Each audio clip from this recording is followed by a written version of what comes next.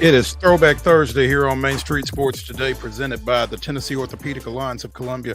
I'm Maurice Patton, along with Wade Neely, as we come to you from the Lee Company studios of our respective homes here on this Thursday, settling in to spend the next couple of hours speaking on sports topics of local, regional, national, and once again, international concern. So stay with us. It's going to be a lot of fun. Looking forward to it. Wade, good Thursday afternoon to you. Wade, you're on mute. Hey, some would say that's a good thing, but the good news is it is Thursday. We're creeping on into the weekend, and don't you dare look now, but the high next Tuesday is like 75 degrees. Probably a little bit of a false fall, but man, things are looking good and things are starting to feel good. You know, if we could push that down to next Friday. Oh, baby. Yes, sir. Or Thursday. Yeah, it's if we can get last year, I feel like we had 2 weeks of like scorchers, and then after that, it was perfect the rest of the year. It really was not a bad high school football season in terms of weather last year. I think we probably got rained on once, but you know, the heat was not oppressive. Maybe that first week, like you said, first couple of weeks, because I specifically remember covering Spring Hill, Mount Pleasant, and they brought out the Fat Man sweat towels for members of the media, and I was much appreciative thereof. So good looking out, Spring Hill. Still got that towel, by the way. So if you want it back, let me know. We can take care of that. But big show today. In the second hour, we're going to deviate slightly from our typical Thursday schedule because Coach's Corner is typically in the first hour. It is in the second hour today, and we will visit with Columbia State men's basketball coach Winston NEAL, who was in Paris. And I'm looking forward to hearing stories. I don't know if he was over there recruiting or what the situation was, but if he came back with some players, so much the better. But I'm sure he came back with a bunch of memories. Looking forward to chatting with him about that. In the next segment, we will be visiting with Willie G. Ramirez out of Las Vegas as the Women's National Basketball Association resumes its schedule tonight following the Olympic prompted hiatus that they've been on. So 3 games on the slate. We'll talk a little bit more about that in the rundown, but checking in with Willie just to see, you know, what to look for as they come out of the break and get back on the floor. So always fun when we get Willie Ramirez on. He's always got plenty to talk about, and look forward to picking his brain on that. So got some WNBA, got some Olympics, got a little baseball to talk about. Obviously, the Braves, Astros. Don't want to jinx anything, but on a little bit of a roll here all of a sudden. I know in the Braves case, it doesn't take much to stop those rolls, but we're going to enjoy it while we can. Also, it is Throwback Thursday, and at the top of the hour, we will be throwing it back to our visit from Blue Raider Football Media Day last week with first-year Middle Tennessee State football coach Derek Mason. So stay tuned for that. And we'll be talking a little other college football, a little professional football, a little golf. So we are going to touch on a lot here in a short period of time over the next couple of hours, but that's what we like to do. Yeah, a lot to tap into. We've reached kind of the precipice here of the summer doldrums. And so there's a lot to tap into in terms of what's going on right now. But then, yeah, there's always stuff to look ahead to, and it's coming up with a quickness on us. No doubt. No doubt. So, yeah, let's speaking of coming up on a quickness, let's go ahead and talk about yesterday's results and today's schedule on the rundown. This is the rundown. Buckle up, gang. Here we go. Last night's scoreboard. Girls soccer had the night off for the majority of our Middle Tennessee teams, but we did have some Major League and Minor League Baseball scores to report. In 10 innings, it was the Astros defeating the Rays 2-1, and the Braves all over the Giants last night, 13-2. Good win for ATL as they take care of business again. 13-2 your final versus the Giants. Minor league baseball action. A lot of runs, but it was a one-run contest favoring the Durham Bulls as the Sounds fall 10-9 last night. As, again, 19 runs combined. 10 of them go to Durham, though. 9 for Nashville as they dropped that one-run contest in yesterday's minor league baseball action.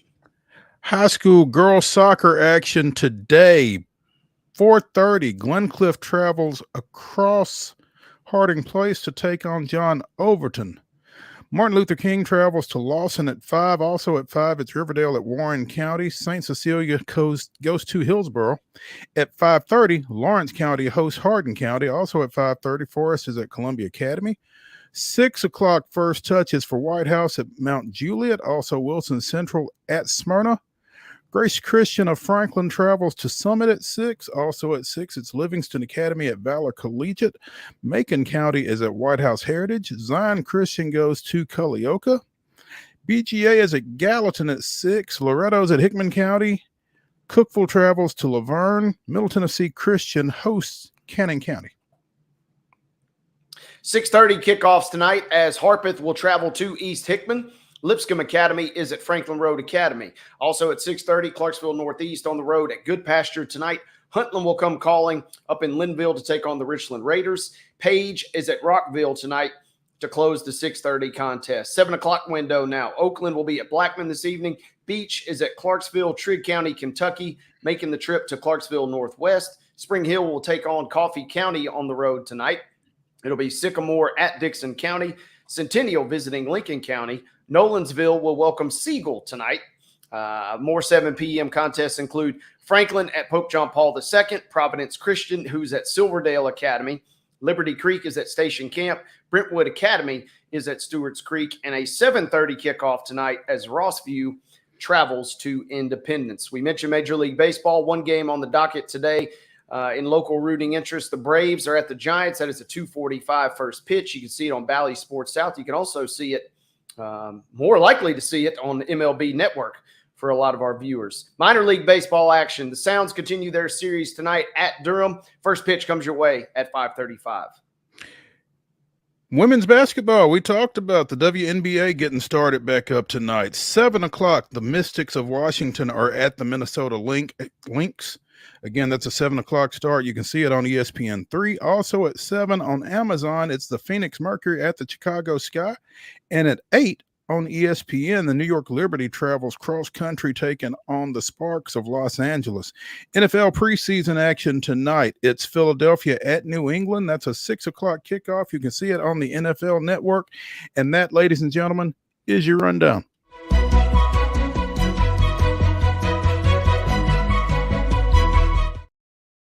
Your top story brought to you, as always, by Piggly Wiggly and Neely's Mill in Columbia. Be sure and check out their delicious daily deli lunch options available until 6 o'clock, as well as their hand-cut meats, and everything is cost plus 10% at the cash register. Piggly Wiggly, Neely's Mill, Columbia, bringing you our top story. And I'm going to defer to Wade for most of this, but the United States men's national soccer team has a new coach, and his name is Mauricio Pochettino. Not bad, Mo. Well played. Sacha Gracia or something like that, as Morris Day would say. But you know, I'm going to defer to you on the background on this guy and just how solid a hire this is to replace Greg Berhalter, who became persona non grata with the USMNT's performance in Copa America a couple of months ago. Well, the classic answer is you don't know till you know. But on paper, the good news is on paper, this looks like a slam dunk hire for the United States men's national team. They have, over the last several cycles, tried to go after some big names, hadn't been able to reel them in. Had some success with some local guys, some domestic coaches to varying degrees. And then it just kind of felt like we were in that same cycle again. Jurgen Klopp was maybe a potential top target from Liverpool after he departed. And it just kind of felt like, well, we're just going to have to settle for somebody. You know, Jesse Marsh from the Canadian national team kind of bows out of the conversation. And you're just thinking it's just not going to be in the cards. And then out of nowhere, Pochettino, who comes with a solid pedigree, coaching a couple of different high-profile positions, whether it's Tottenham Hotspur, where I think a lot of folks probably here in America remember him fondly, coached at PSG for a season in France, and then also coached at Chelsea. So, I mean, this is a guy that's got some chops, and his teams, I mean, these are high-profile clubs, and he's had some pretty solid achievements with those clubs. Whether or not that will translate to success here in America, kind of hard to say, but on paper, you got to feel pretty good about the hire today. Okay. And obviously, you know, he is an upgrade then over Berhalter, you feel like? I would say so. You know, we've talked on the show about how sometimes the U.S. feels like we get the best out of our team when we have these kind of gritty coaches that just don't have the pedigree, don't have the resume of these high-profile international coaches. But if you can go out and get one of those high-profile international managers, then that's where you want to be. And the fact that we went out and got a really, really attractive target, I think that whether this works out well in the long term for the U.S., who knows? But I think also this sets you up down the road too, because you finally opened up the pocketbook and you go out and you get a big name hire. So whether or not Pochettino pans out the next go around, even that just improves your quality of candidates potentially at that time. So I think it's a win-win. You know, I don't want to jump the gun, but I tweeted last night. I said, hey, you know, you might as well just hand us the trophy for 26. I mean, we're hosting the World Cup. We got Pochettino. I don't want to say it's a done deal, but you might as well just pretty much go ahead and put the trophy in the case for the U.S. because this feels like a good hire for the USMNT for the first time in a long time. Go ahead and engrave it. And to your point, Wade, even if it doesn't necessarily work as optimally as you'd like, you swung big and people see you swinging big, and maybe they hold you in a different regard in that next cycle as a result of that, like you said. So that's an interesting perspective on it, I think. Pochettino has managed Messi, Neymar, Mbappe, and Harry Kane, among others. So he has had talent at his disposal. No doubt. He's coached some of the best. He's coached in the best leagues in the world to solid success. You know, we're not talking about a guy that crashed and burned. I mean, he led Tottenham to some of their more promising years in a long time, and just 1 or 2 year stints at PSG and Chelsea. But this is huge. And that does factor into this equation too. I think the quality of candidates this go around was going to be a little better because you take this job knowing that you're going to get to be in charge during the World Cup on home soil, which is a massive, massive advantage, which is why we kind of saw Berhalter really flame out at the end. Not even getting out of the group stage on home soil is practically a death sentence no matter what tournament you're in. And so by hosting this next World Cup here, I think we got a quality group of candidates. It didn't look very promising at times, but we stuck in there, and Pochettino, I think, is going to be just what the doctor ordered for the U.S. It's going to be just what Matt Crocker ordered, it looks like. The director of the U.S. Soccer Federation, you know, kind of had some heat on him as a result of the ill-fated return of Berhalter and that Copa America debacle, I guess, for lack of a better phrase. And so he really needed to make a splash with this hire as well. Is that accurate? I mean, I think so, for sure. Now, it is worth pointing out, you know, the last flashy hire was Jurgen Klinsmann several years ago. He's the first international coach Pochettino is since Klinsmann was hired back in 2011. So, and he had moments of brilliance, but by and large, a lot of folks would say that his journey with the team was not necessarily the best, or I'm going to stop short of a disaster, but you can maybe make the argument that it crashed and burned into a disaster. So there is a little bit of risk here because the way that the sport is kind of played and just indoctrinated in culture here in the United States is totally different from the rest of the world. And the quicker you can kind of bridge that gap and kind of meet the local players where they are, the better for Pochettino. It's really, really tough for some of these managers who are used to coaching Neymar and Messi and Mbappe.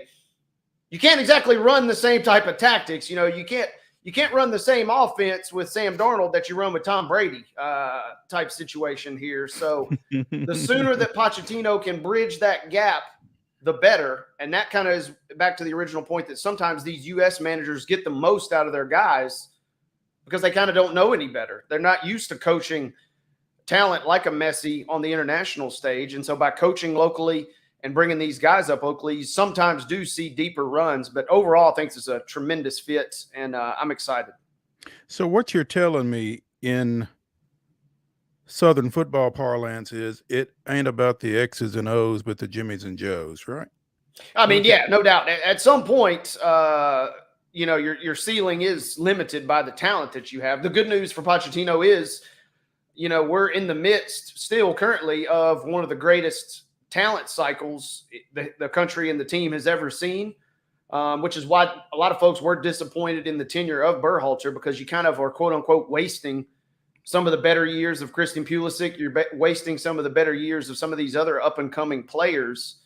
But Pochettino's still got a pretty decent cupboard to work with. The good news is for him is he's not walking in with a completely empty cabinet, as it were, right now. So he's got some talent limitations compared to the rest of the world, no doubt. I mean, there's a reason Brazil, Germany, and Argentina usually are toward the end of all these competitions, no matter who their manager is. But with Pochettino at the helm, it feels like the U.S. has at least finally got a little sign of life and a little sign of optimism going forward. There you go. You mentioned that one of Pochettino's former stops as a coach was with Paris Saint-Germain. Paris Saint-Germain, yep. PSG. PSG. That franchise apparently has a new owner, or a new minority owner. Kevin Durant bought into PSG, while he was winning a gold medal over in France here recently. So he is now diversifying, apparently. Yeah, and that's about as safe a bet. France got some pretty strict tax laws, but I mean, that's about as safe of a bet as you could get, because that is one of the global brands. And, we've seen this with LeBron too. He's part owner in Liverpool. So, I mean, these guys are getting involved in ownership outside of the United States. And KD knows what he's doing, because, yeah, PSG, even in their lean years, is still a global brand and probably should help line his pocketbooks a little bit, I think.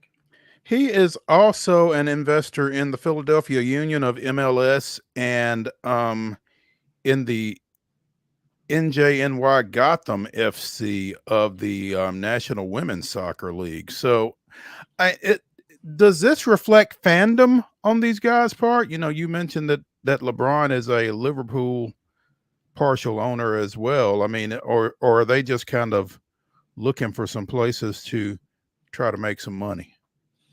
I mean, it depends. I feel like LeBron, for sure, he enjoys, if nothing else, you get some free trips to England and France out of the deal, which is always nice.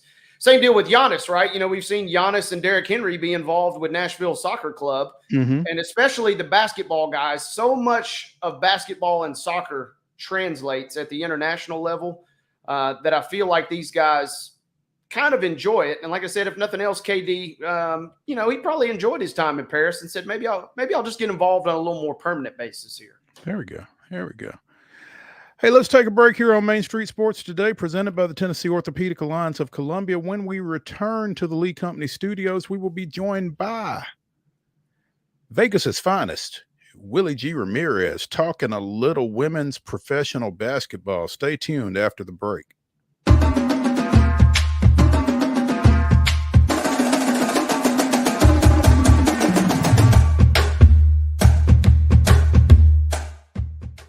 Whether you're an athlete or a weekend warrior, when it comes to your performance, don't settle for anything less than excellence. We're proud to announce that Mid-Tennessee Bone and Joint Clinic is now Tennessee Orthopedic Alliance of Columbia, where we are redefining sports medicine and orthopedics. Tennessee Orthopedic Alliance's team of expert sports medicine physicians understands the unique demands of your body TOA Columbia specializes in personalized orthopedic care, offering state-of-the-art treatments for everything from sports injuries to joint replacements. Learn more at toacolumbia.com. He shoots, and he scores!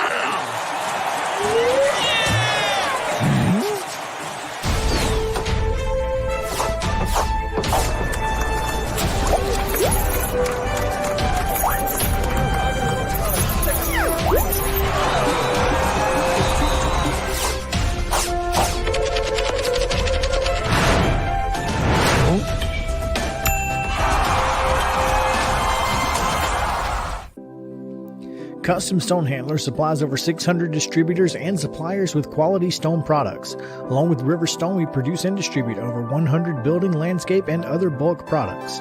Our goal is to provide quality products, service, and partnerships to ensure our customers' success. We firmly believe that the measure of any person or company is how they treat other people and customers.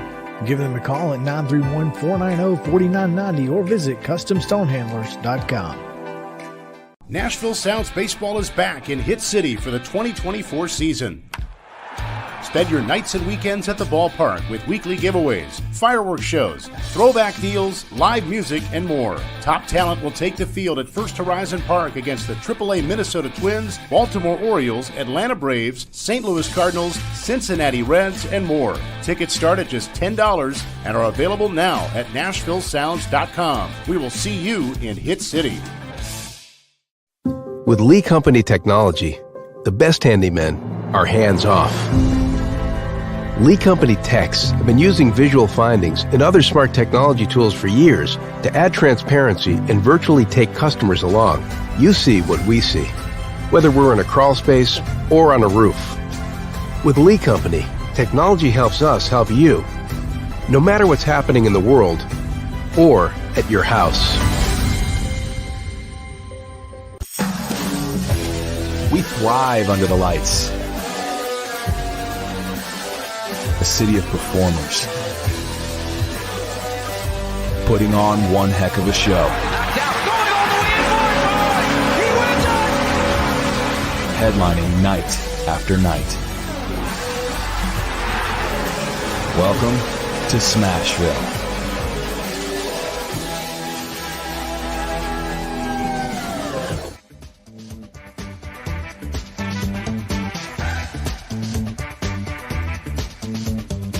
Throwback Thursday continues here on Main Street Sports Today, presented by the Tennessee Orthopedic Alliance of Columbia. I'm Maurice Patton, along with Wade Neely.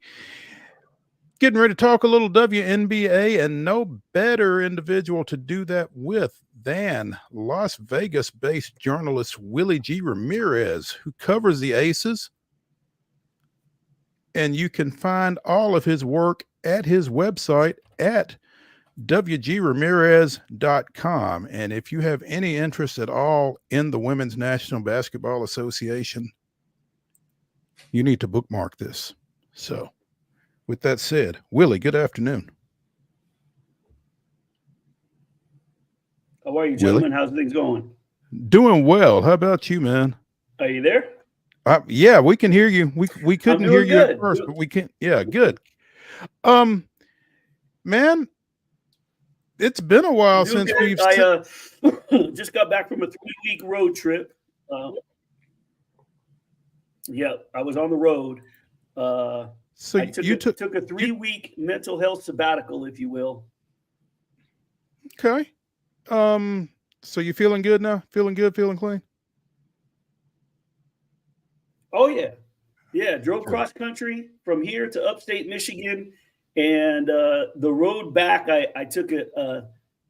I went south as far as Oklahoma, and then all the way to Vegas, and made some college stadium stops along the way. That sounds cool. That sounds like that would be fun. Turned it into a stadium tour. Yeah. Nice, nice. What was your favorite stadium that you saw? Oh man.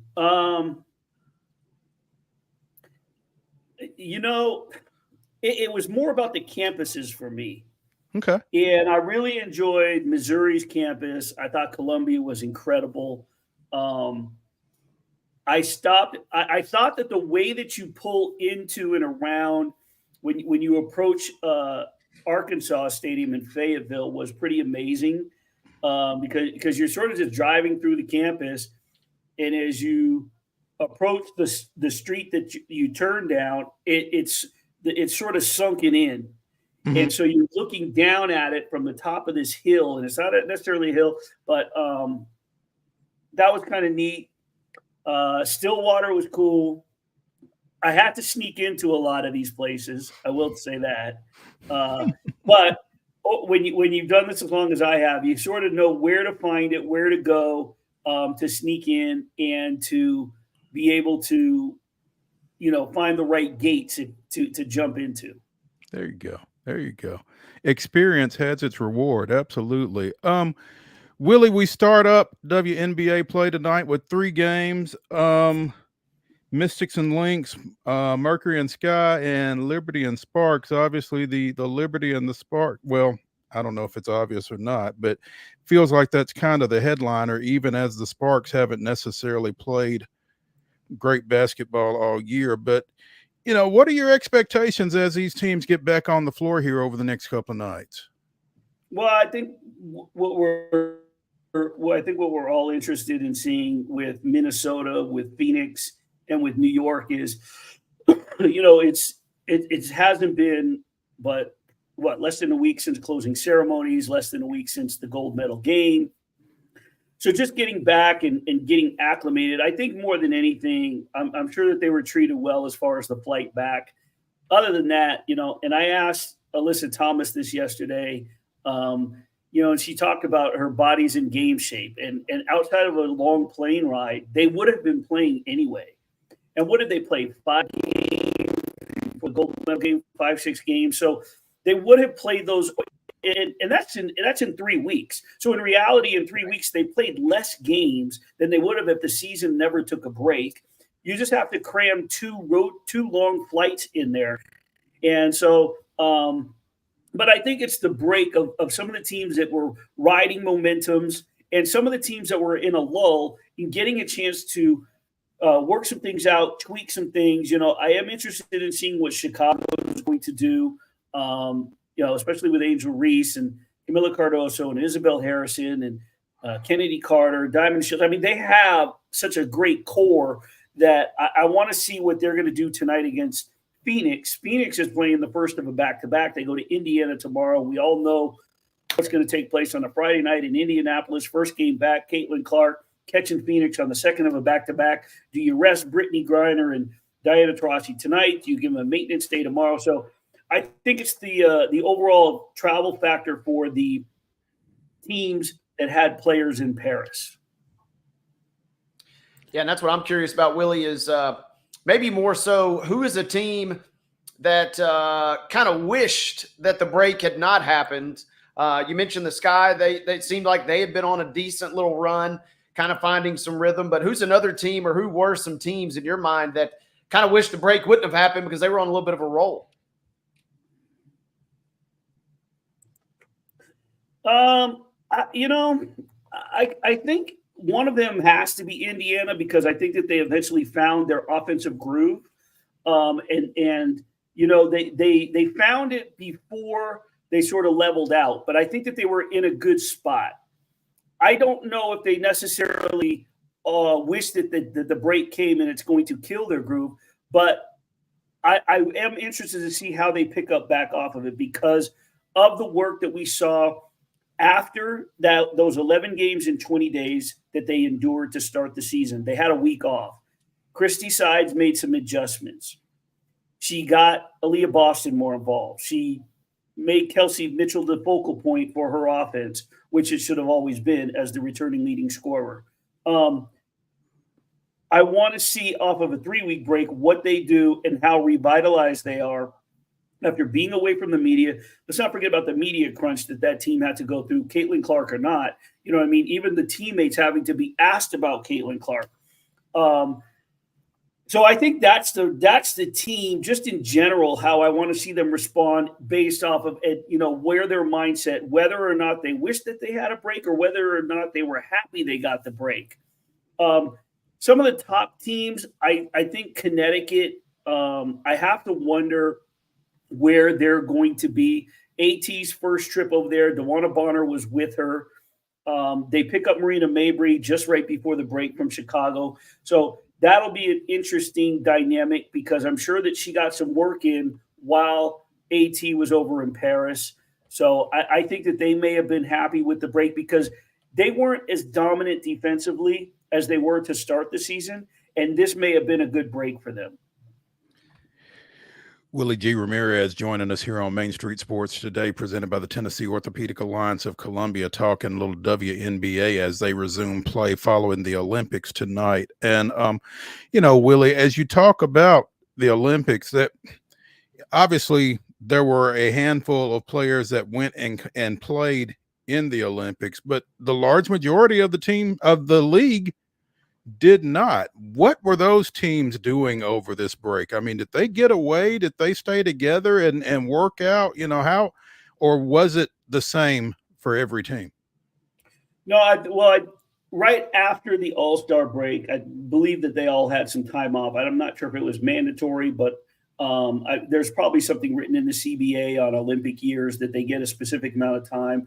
Like if you on social media, of course, Lexi Hull and Caitlin Clark's vacation went viral. They went to Cabo with their boyfriends. They went to a country concert where they ended up on stage. So, I mean, I think they all took time off immediately after the All-Star break, and then they can get back into the gym at a certain time. And it's not to, disclude them from going into the gym if they wanted to get shots up, if they wanted to get their work in. But, I mean, the rest that they got was after the All-Star break, the All-Star weekend, as the Olympic teams went over to Paris. And then that first week of the Olympics, I believe they could get back into the gym. They started putting in work, and they probably just implemented it they probably treated the last 2 weeks, I'm guessing. I didn't follow too much long because I took the same sort of 3-week break. I timed it because of that.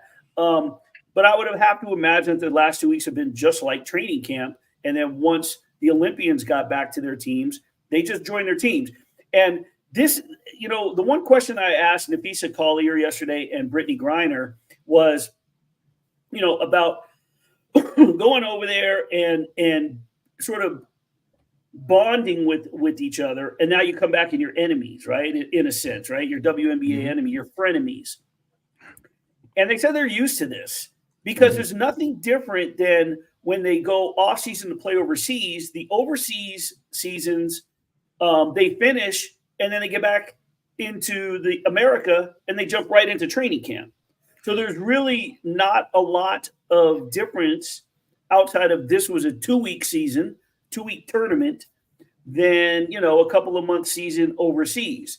So getting back, jumping into training camp, a lot of them now with the new rules with the WNBA, you have to be back by a certain time. By the time training camp starts, you have to be back to be eligible for the season. But in the past, they've been used to this before with all the traveling that they've had to do. So I think that they've been rested and they've gotten the right treatment and they've gotten healthy. The team I'm looking forward to seeing is the Dallas Wings.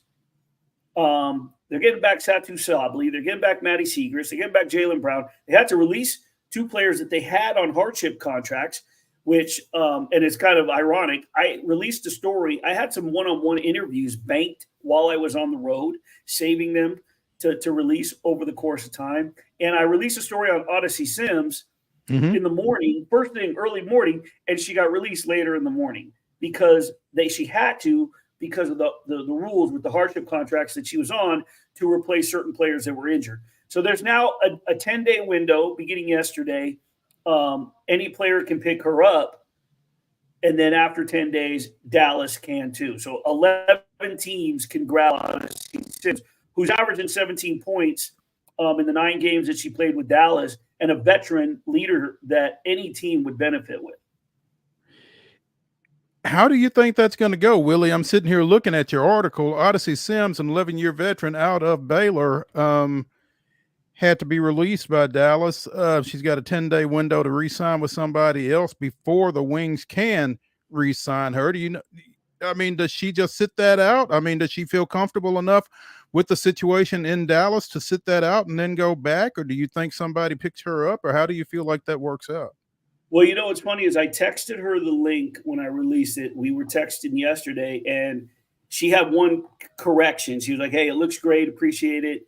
And it was actually a correction from a quote from Kelsey Plum within the story, and but she never really brought anything up. I was like, "Wow, talk about timing. Hope to see you on the court soon." Like she didn't say anything angrily, like she would have said, like, "Yeah, can you believe it? I'll get released," or anything to that effect. So I think she knows that had to happen. She had to be released, and something tells me that when the time's right, or when the time comes, if she's available, Dallas is going to re-sign her because she became a vital part of that offense. And Latrice Trammell, she told me that she had missed those on-court conversations she was having with Odyssey Sims during games because she was with the team last year. This is someone who knows the system and can take charge immediately upon stepping on the court or stepping into the locker room, if you will, and joining a roster. So I think Dallas is holding its breath and really wants to have her available come 9 days from now. In addition to averaging 17 points since she joined the team on June 27th, she's also averaging 5.5 assists. So yeah, that's and you think about the players that are on that team led by Marika Ogunbowale, right? And you have Maddie Segrist coming back, who was having a big game, all-time leading scorer of Villanova. Talking about Satu Sabli down low. Odyssey can throw on a dime with the best of them. So that's somebody that they definitely could use down the stretch because they may be in last place. They're in last place because they were missing so many key components. And the fact of the matter is they're healthy, and they're only 4.5 games back in the for the 8th spot. So a lot can happen down these last 2 months of the season.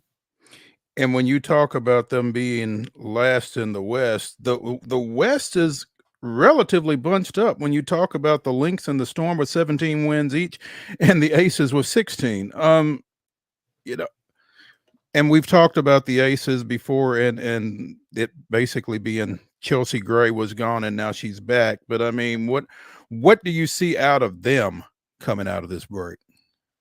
Well, that's the big question. We're going to get them on a Zoom here. I'm going to be speaking with them here in a little bit, but they had 6 players over there because they had Megan Gustafson and Tiffany Hayes, who played 3-on-3. So you had the core 4 with USA. You had Megan Gustafson with Spain. You had Tiffany playing with Azerbaijan. So that's half the team just about. So I'll be interested to see how they come out swinging Saturday.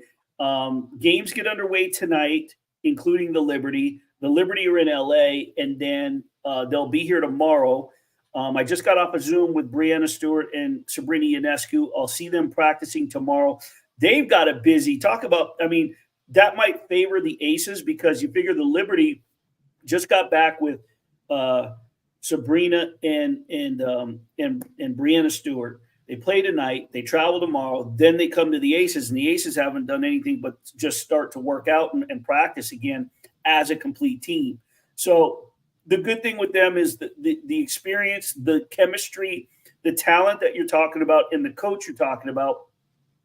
I don't think it's hard to pick up where you left off with the talent that was overseas that is now coming back from the Olympics. They're just going to get right back to what they know and what they do.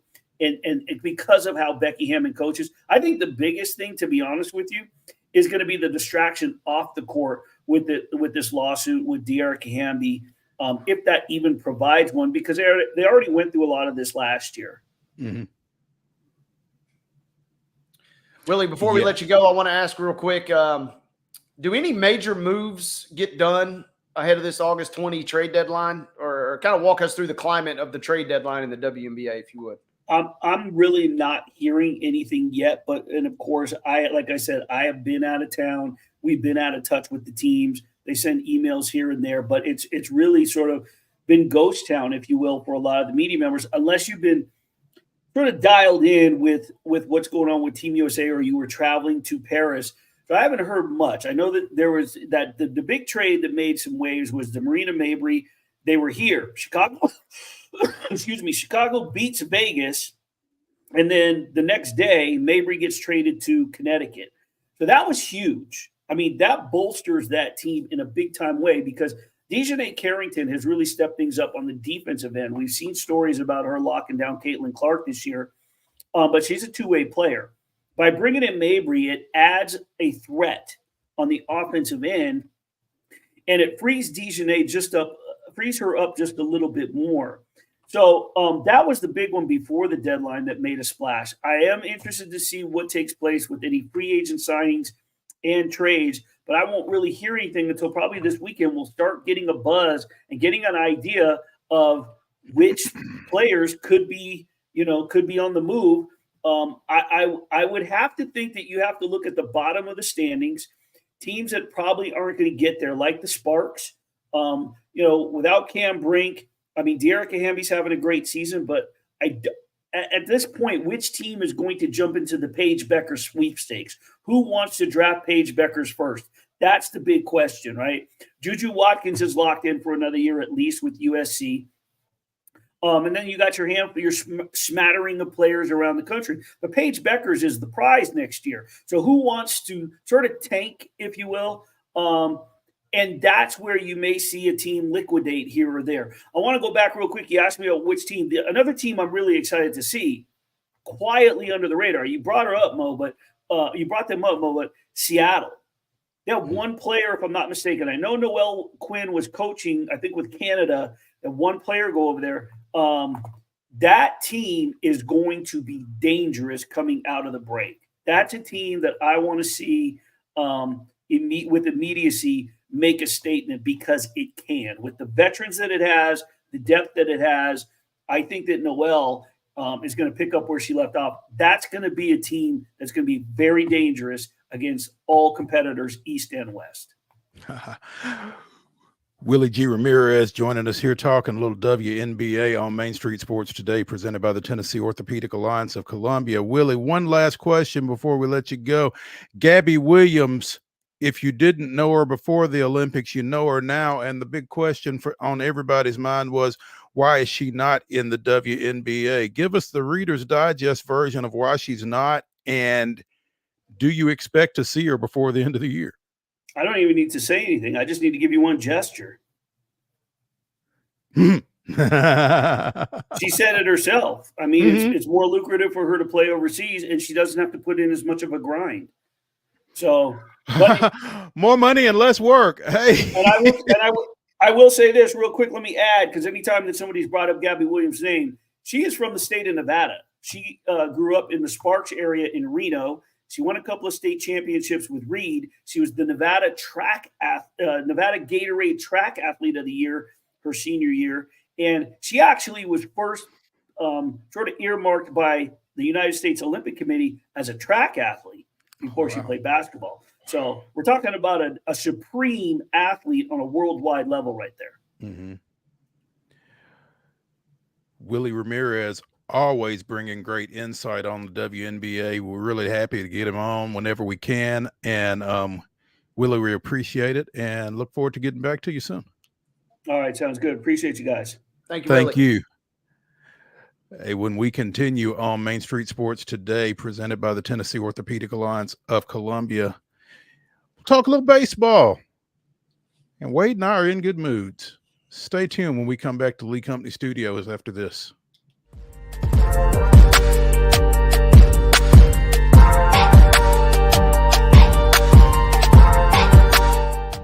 Nashville Sounds Baseball is back in Hit City for the 2024 season.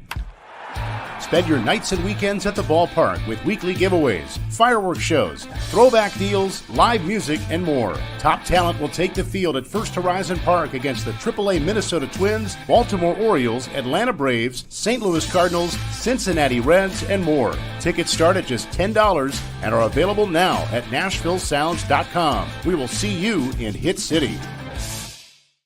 Whether you're an athlete or a weekend warrior, when it comes to your performance, don't settle for anything less than excellence. We're proud to announce that Mid-Tennessee Bone and Joint Clinic is now Tennessee Orthopedic Alliance of Columbia, where we are redefining sports medicine and orthopedics. Tennessee Orthopedic Alliance's team of expert sports medicine physicians understands the unique demands of your body. TOA Columbia specializes in personalized orthopedic care, offering state-of-the-art treatments for everything from sports injuries to joint replacements. Learn more at toacolumbia.com. With Lee Company technology, the best handymen are hands-off. Lee Company techs have been using visual findings and other smart technology tools for years to add transparency and virtually take customers along. You see what we see, whether we're in a crawl space or on a roof. With Lee Company, technology helps us help you, no matter what's happening in the world or at your house.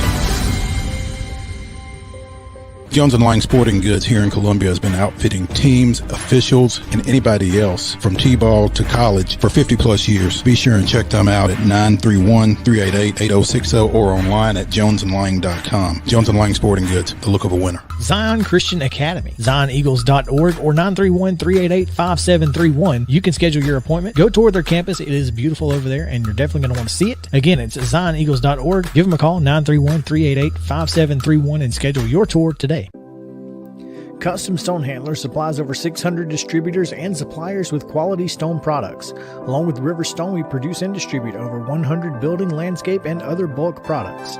Our goal is to provide quality products, service, and partnerships to ensure our customers' success. We firmly believe that the measure of any person or company is how they treat other people and customers. Give them a call at 931-490-4990 or visit CustomStonehandlers.com.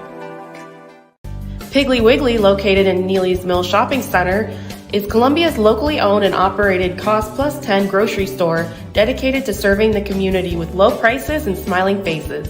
Piggly Wiggly offers fresh, hand-cut meats daily as well as daily hot plate lunches from their deli counter.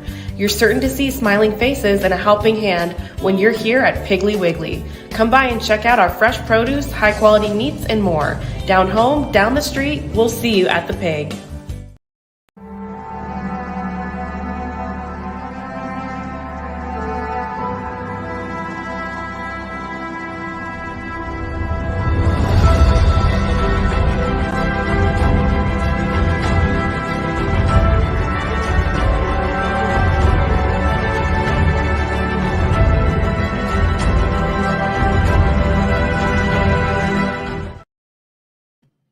August 15th, 2000, Dale Murphy, who spent 15 seasons with the Atlanta Braves and earned Gold Glove, Silver Slugger, and back-to-back National League Most Valuable Player awards, while hitting 371 of his 398 career home runs as a member of the team, was inducted into the franchise's Hall of Fame along with former team owner Ted Turner. The pair joined Hank Aaron, Eddie Matthews, Phil Niekro, and Warren Spahn as Braves Hall of Famers. That was this day in Braves history. Michael Harris II making a bid for the Braves Hall of Fame, announcing his presence with authority yesterday evening in his first at-bat after coming off of the 60-day injured list, hitting a McCovey Cove homer for a grand slam and sparking the Braves to a 13-2 no extra innings win over San Francisco last night, their third win of the series. So big win for the Braves after, again, back-to-back one-run extra inning affairs out at Oracle Park the last couple of nights. So 3 straight for Atlanta and much needed. Yeah, it couldn't have happened at a better time versus a team that we had just mentioned was kind of trying to fight its way into contention in the wild card. And so big win for Atlanta, starting early, like you said, with a bomb into McCovey Cove. Yeah, drew a bases loaded walk to score a run, and then Harris goes yah, as Brian Jordan would say. They scored 6 in the first and never really let up. And unfortunately, we mentioned that Brentwood High School graduate Robbie Ray was starting for the Giants. Well, it was not a long start. 2/3 of an inning. Yeah. Tough night for Robbie. He hit the first 2 batters he faced. He walked 2 more, and then did he hit a third? No, I think it was 2 hit batters and 3 walks. He gave up 5 earned runs in his short day. Braves with 4 home runs in that one. So everything went well for Atlanta last night, with the exception of, because we can't have nice things, Jorge Soler was pulled from the game early with left hamstring tightness. Now, if you'll recall, it was left hamstring tightness that resulted in Michael Harris II being on the injured list for the last 2 months. So let's hope that this is not that for sure. But Braves offense woke up a little bit, and we will see if they can continue that in this game that just got started at 2:45. Max Fried going for Atlanta 7-6 with a 3.56 ERA. It is Logan Webb 10-8 with a 3.32 going for Atlanta. And I don't think the Braves managed any base runners in the top of the first. So we are, let's see, where are we at? Nope, they went down in order. Harris struck out, Riley grounded out, Ozuna popped out against Webb. So it is the San Francisco half of the first here, and we'll try to stay focused on the show for the next hour and 10 minutes. But while the Braves did not have to go extra innings last night, the Astros did, but they got the same result, a 2-1 victory in 10 innings over Tampa Bay. Their 8th straight win. You guys are on a heater with. Yeah, playing well. Same situation, right? Kind of against a team that's pretty sharp in Tampa Bay. You're going into their place and gave up a run in the 8th to go to extras, and you're like, I've seen this script before, but picking themselves up off the mat with the 1 run, just 4 combined hits in the game, and kind of like that Sale versus Snell the other night. It was a real pitcher's duel, but Houston gets the last laugh with that run in the 10th, and yeah, kind of clicking right now and playing some good ball as they get ready to flip into the month of September here before too long. Mauricio Dubon with the game-winning RBI single for the Astros. Josh Hader goes a couple scoreless, picks up the win. Yeah, nice work for the Astros. Again, they've won 8 straight now. And what does this do for them in the West? I think they're up like 2.5 now. They are up 2.5 on Seattle, which is continuing to struggle, I guess. So, yep. And Blanco gave up the 2 hits. Yeah, Blanco gave up the 2 hits, and you mentioned the bullpen. They nailed it down the rest of the way. That was the only 2 in the contest for the Rays. So Houston winning, that's a team that you would think, or they would probably even prefer to put some more runs on the board. But being able to win a close, low-scoring game got to be boding well for their confidence as well. Absolutely. And Detroit continuing to do the Astros favors with a 3-2 10-inning win over Seattle last night as well. So, again, the Astros up 2.5 on the Mariners in the AL West. Braves continuing to hang on to that final wild card spot if, the season ended today, which it doesn't. So, but yeah, 2 games up on the Mets for that spot. Got some distance on the Giants, which was clutch there. No doubt. 4.5 ahead of both the Giants, the Reds. Well, ahead of the Giants, the Reds, and the Cardinals. So the posse is at their heels, but to this point, they're continuing to hold them off. And that's what you hope, right? You want to kind of hopefully isolate one team, and then you just got to worry about what one team does. It's too stressful when you're having to worry about what 3 and 4 different teams are doing in addition to yours. Exactly.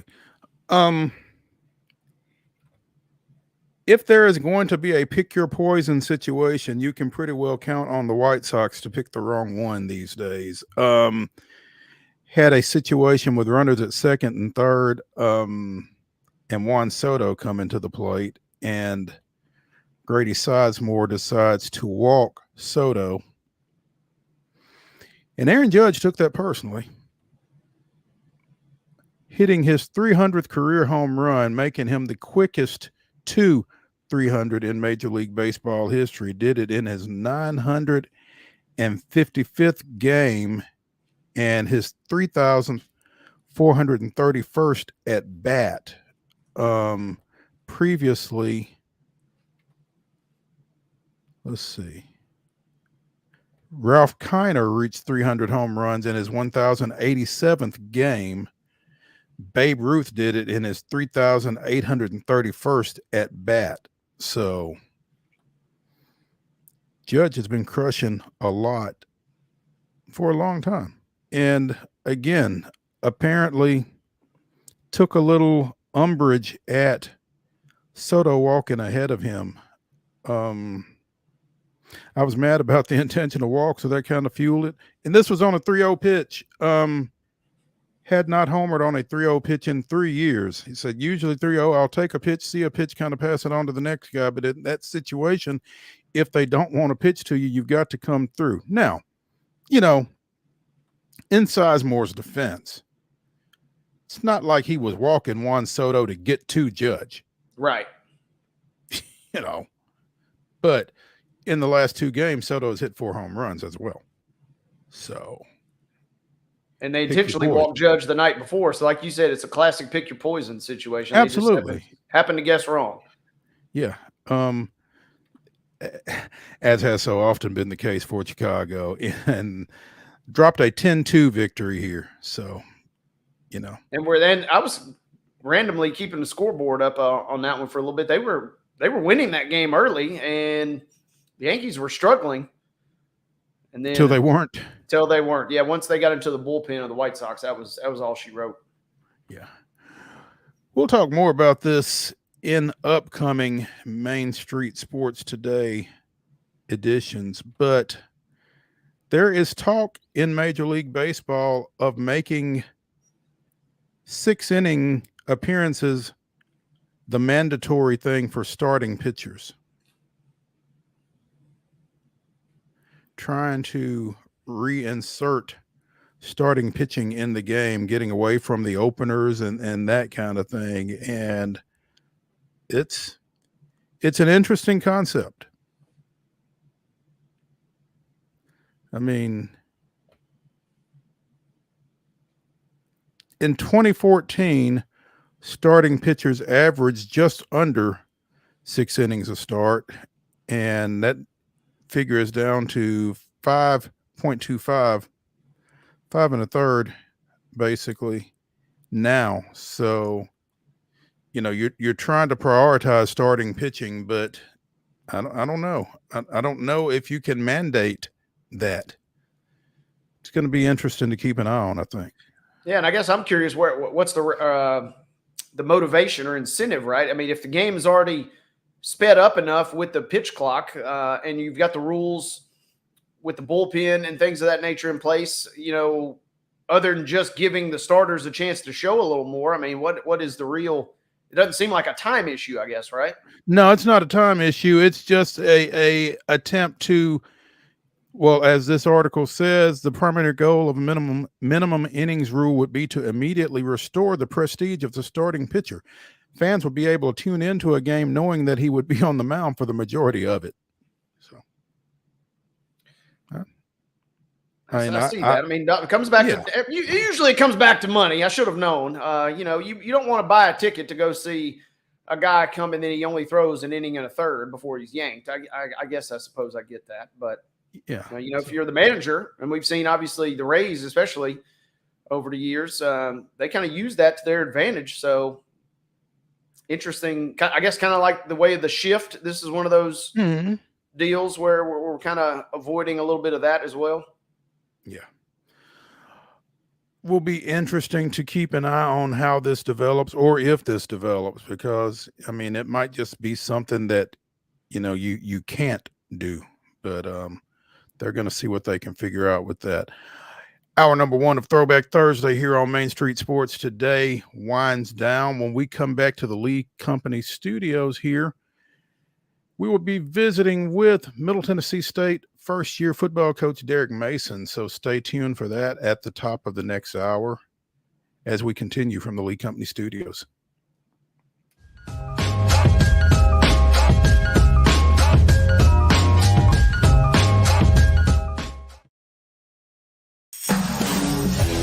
We thrive under the lights. a city of performers, putting on one heck of a show.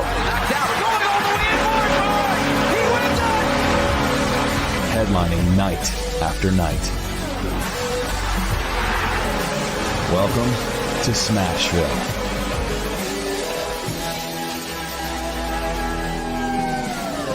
Whether you're an athlete or a weekend warrior, when it comes to your performance, don't settle for anything less than excellence.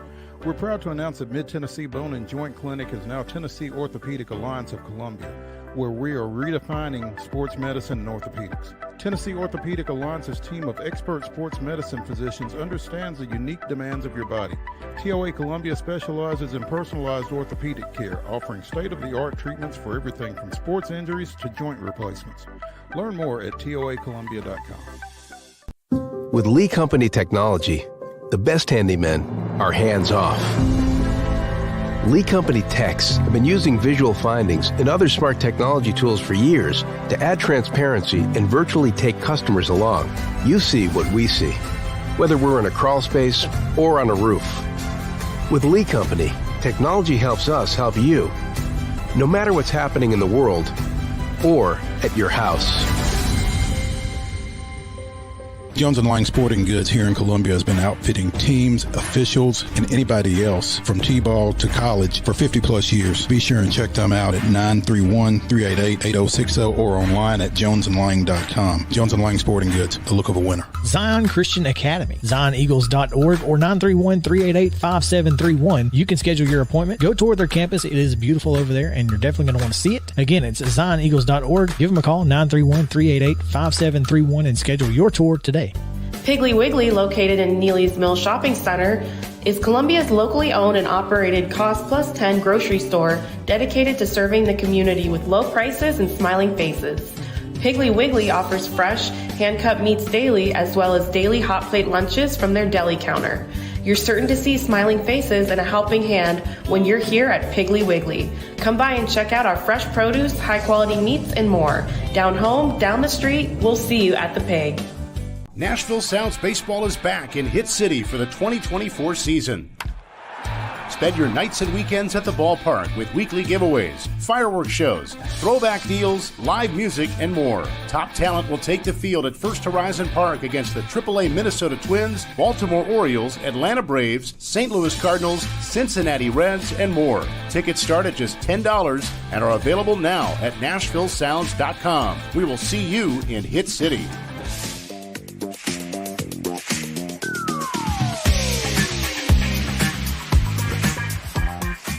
Speaking of team, right on cue.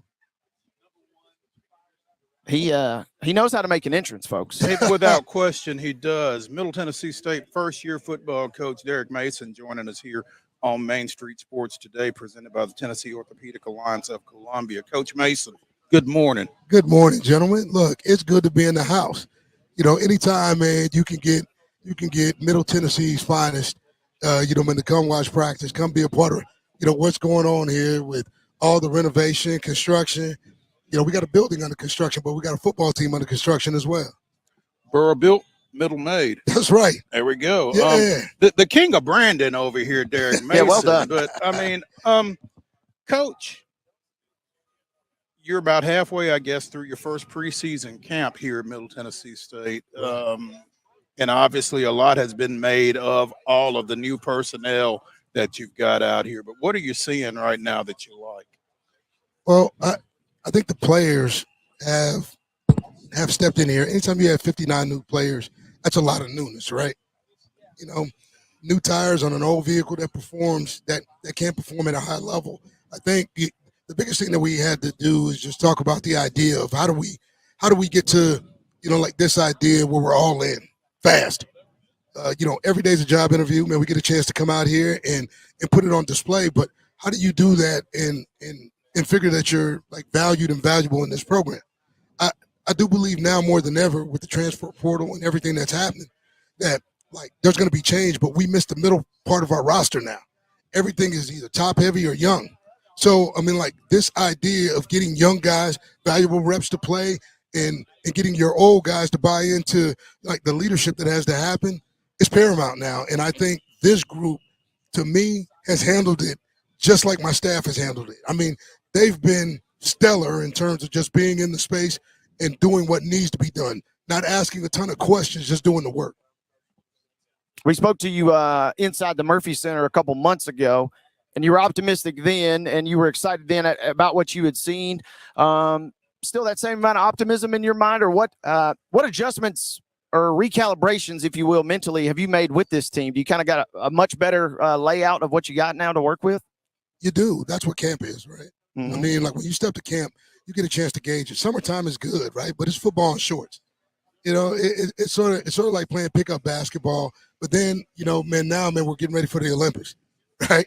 You got a 12-game marathon, and this is real. This is when the training, you know, like starts to become paramount because you got to stack days on top of days. And I think right now we're stacking, you know, good work on top of good work, but we've got really good athletic players at all skill positions. We're bigger on the offensive line, and we're more dynamic on the defensive line. And we just got better with the addition of Alex Williams getting a 7th-year waiver, like from Vanderbilt. You know, the 6'7", 295-pound defensive end is going to make a difference, you know, like for what we do.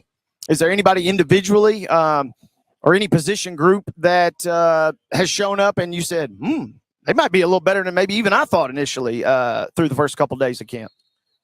Well, I look at our quarterback position, and Nick Vadiato, I mean, everybody knows what he is, right? But I think, you know, going to the Manning Academy, having a chance to really see, you know, what college football has in terms of its best and putting, you know, his best out there, I thought he came back with a ton of confidence. And then I look at what's happening with, you know, Xavier, Roman, at that position, a lot of competition now. Mm-hmm. Like dudes are looking like, okay, man, this thing is real.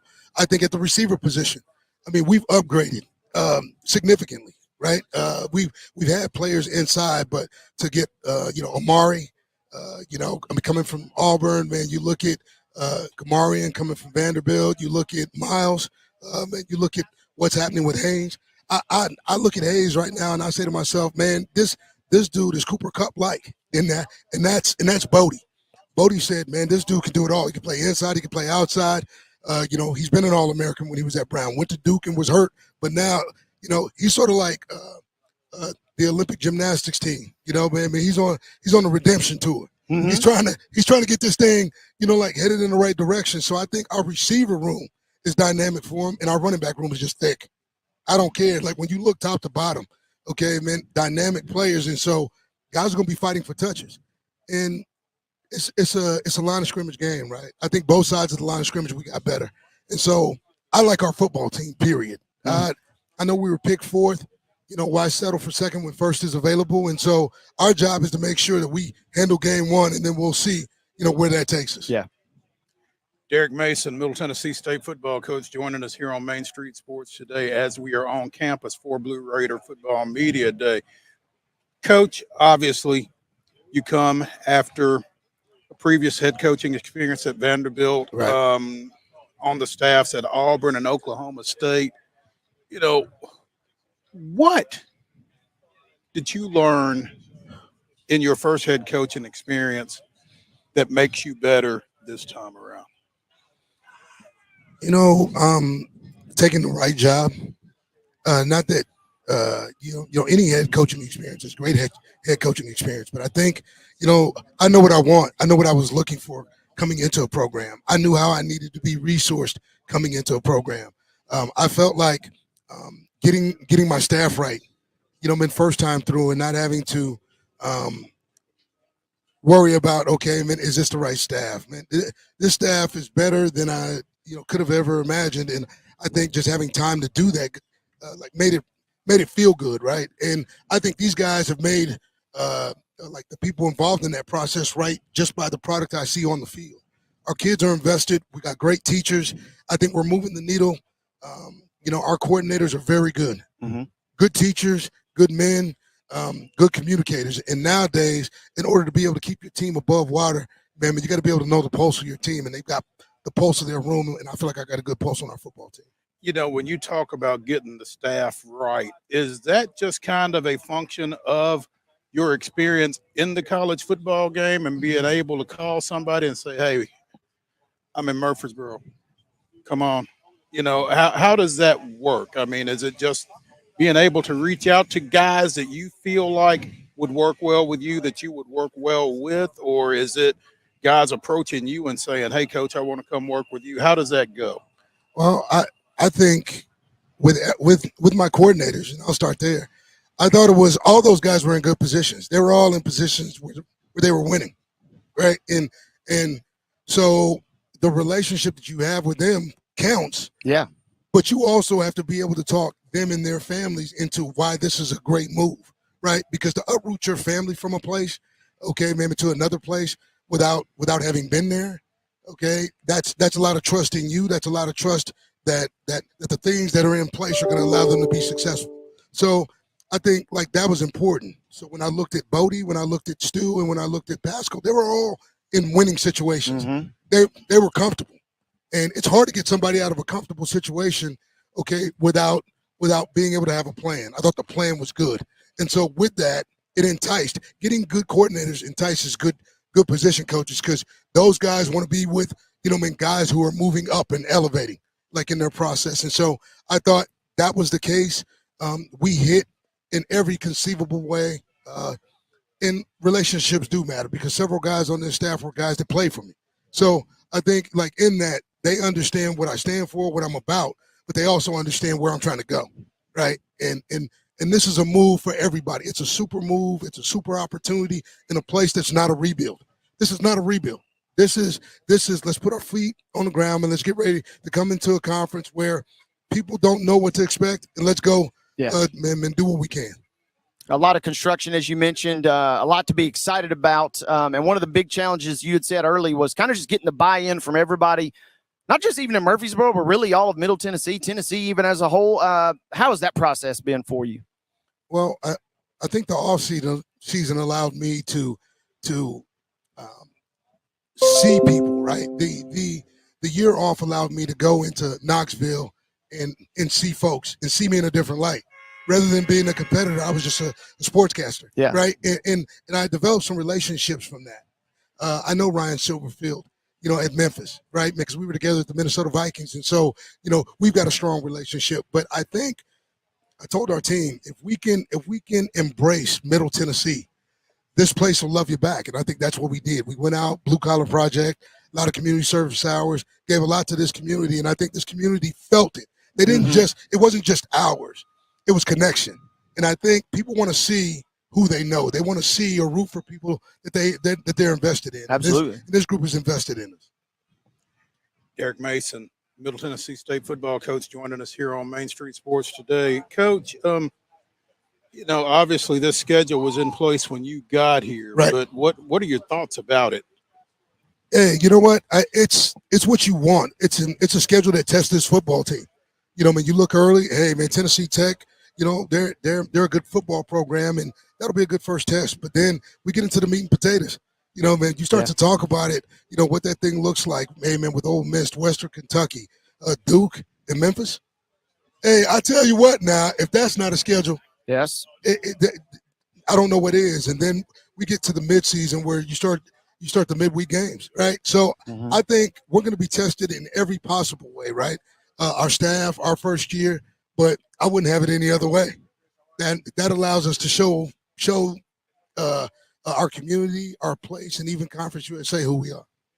Coach, I got to ask you real quick.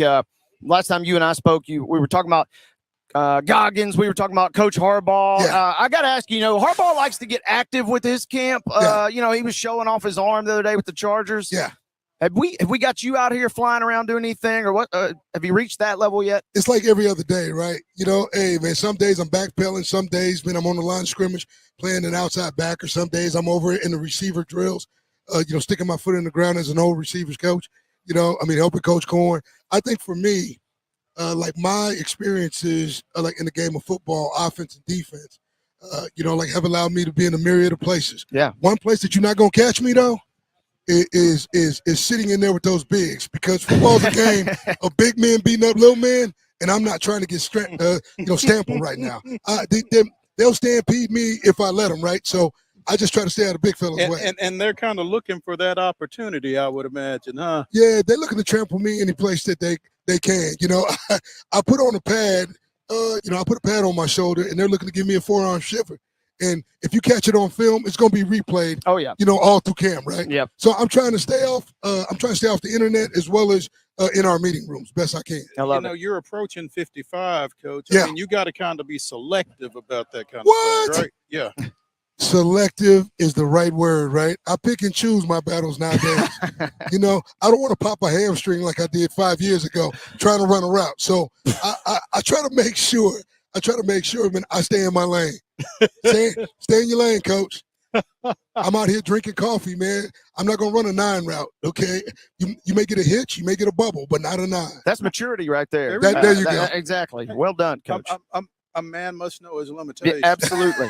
Absolutely. Derek Mason joining us here on Main Street Sports today.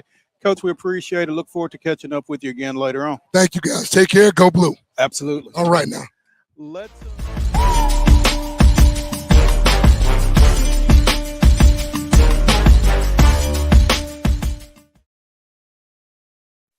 With Lee Company technology, the best handymen are hands-off. Lee Company techs have been using visual findings and other smart technology tools for years to add transparency and virtually take customers along.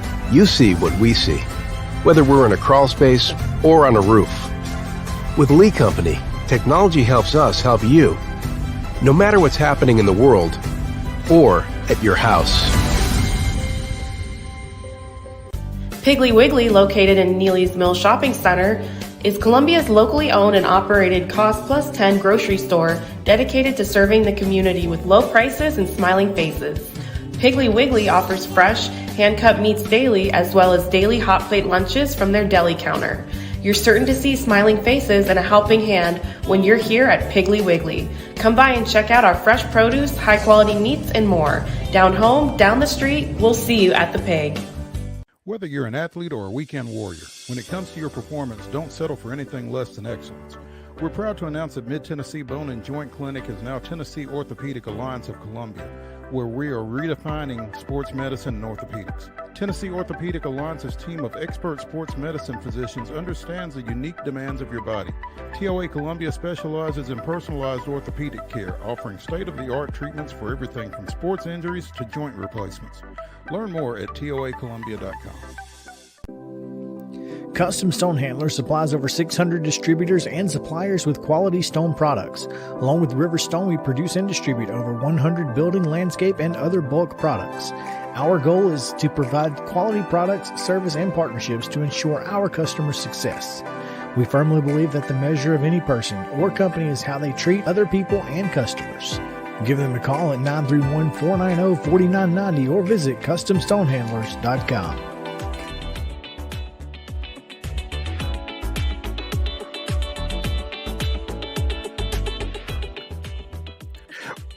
Throwback Thursday continues here on Main Street Sports today, presented by the Tennessee Orthopedic Alliance of Columbia. I'm Maurice Patton along with Wade Neely, and I hope I'm still with you all. Mark, can y'all hear me?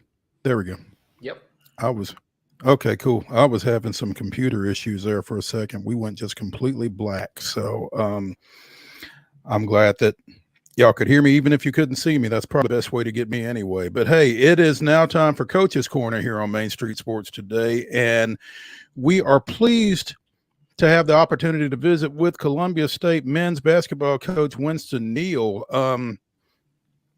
Follow Coach NEAL on Facebook, follow him on Twitter, and I was really getting a little jealous with all the pictures that I was seeing over the last couple of weeks of he and his wife over in Paris at the Olympics. But before I get into your trip, Coach, I think you kind of caught the tail end of our Throwback Thursday segment just now with Coach Derek Mason over at MTSU, and he was talking about picking his spots of when he gets in and mixes it up with his guys and that kind of thing. Now,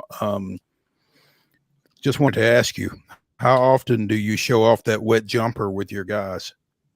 Just about every day, and that's the only thing I show off. You don't lose your jump shot.